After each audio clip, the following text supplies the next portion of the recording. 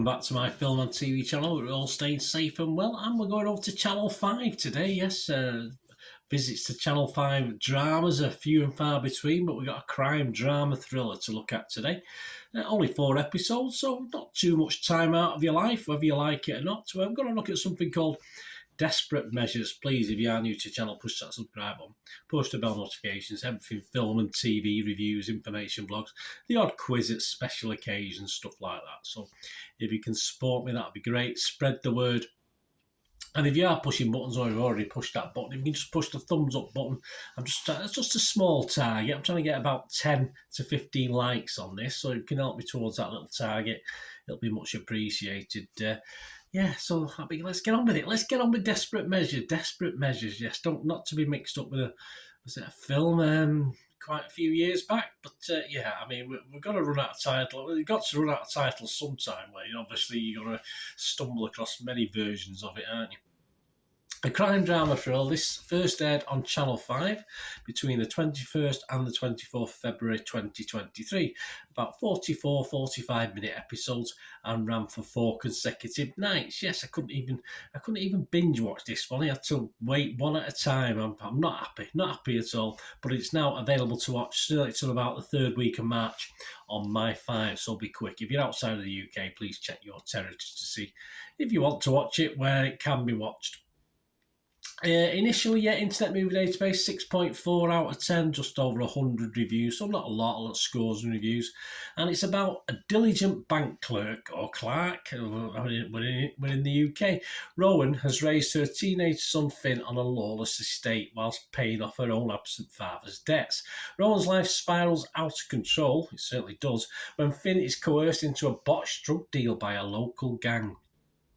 With Finn's life on the line and a violent gang leader encroaching on her life, Rowan is faced with recouping the money that Finn lost. Desperate to save her son and having exhausted all other options, Rowan commits to a dangerous heist at the bank she works in. Of course she does. That's it. She becomes a super bank robber as well.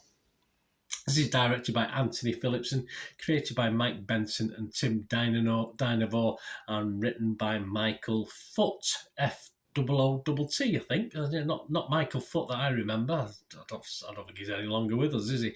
The cast, we've got Amanda Abington in the main role, Warren Brown, Sunetra Sarkar, Francis McGee, Seb Cardinal, Jesse Sati McFarlane, Gabriella Sizismedia,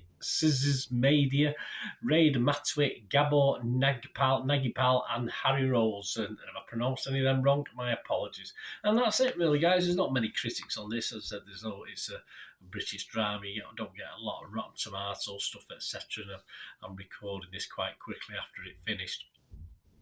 So yes, I am going to give it a score, but only just. I'm going to give it my lowest score I can give. If I give any less than this, I don't give a film a score, but I'm going to give this a 5 out of 10. Yes, another series that, to be honest with you, not to be thought about too much. It's the old turn your brain off. I don't think whether people are thinking logically or doing sensible things. That doesn't help the story along, does it? So it does push believability to the very extreme. So turn your brain off and sort of go with the flow if you got time, or you're doing something else. I mean, I might have just totted on my phone occasionally while this was on. I didn't have to be totally focused on it.